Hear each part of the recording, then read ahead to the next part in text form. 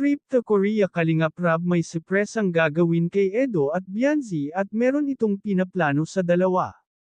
Ano kaya ang plano na ito mga kalingap? Bago ko ipagpatuloy ang aking mixing reaction video, pakiusap patapusin ang video para malaman ang nilalaman nito, at kung bago ka pa lang sa aking munting channel, paki-subscribe para lagi kang updated sa video ng mga kalingap, at huwag natin kalimutan suportahan ang ama ng kalingap na si Val Santos Matubang at si Kalingap Rab. Isang mapagpalang araw sa inyong lahat mga kalingap. Sa nalalapit na biyahe papuntang Korea, hindi maitago nina Edo at Bianzi ang kanilang pananabik.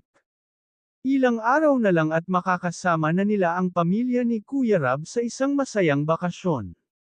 Ngunit sa kabila ng excitement, may bahid pa rin ng lungkot, may maliit na tampuhan kasi ang dalawa. Tahimik si Edo tuwing napag-uusapan ng trip, habang si Bianzi naman ay pilit na nagpapakabusy para hindi mahalata ang nararamdaman. Pareho silang excited, pero pareho ring nag-aatubiling maunang magpakumbaba. Napansin ito ni Kuya Rab. Bilang mas nakatatanda at malapit sa kanila, naisip niyang hindi niya hahayaang masira ang bakasyon dahil lang sa tampuhan. Kaya lihim siyang gumawa ng plano.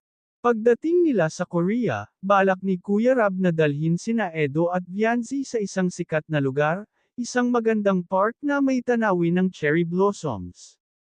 Doon, ihahanda niya ang isang simpleng sorpresa.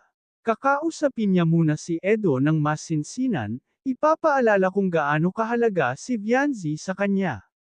Ganoon din ang gagawin niya kay Bianzi, hihikayatin niyang maging tapat sa nararamdaman.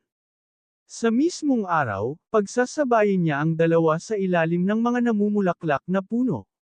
Maghahanda siya ng maliit na note para sa bawat isa, na naglalaman ng mensahe ng pagpapatawad at pagpapahalaga. Kapag nagkaharap na sila, bibigyan sila ni Kuya Rab ng pagkakataong mag-usap ng masinsinan, walang istorbo, walang distractions. Umaasa si Kuya Rab na sa gitna ng malamig na hangin ng Korea at sa ganda ng paligid, matutunaw din ang tampuhan ng dalawa. Dahil alam niyang mas matibay ang kanilang samahan kaysa sa anumang hindi pagkakaintindihan.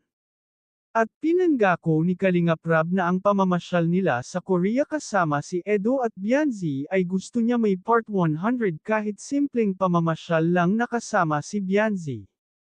At sa huli, ang biyahe nila sa Korea ay hindi lang magiging isang simpleng bakasyon, kundi isang bagong simula para kina Edo at Bianzi.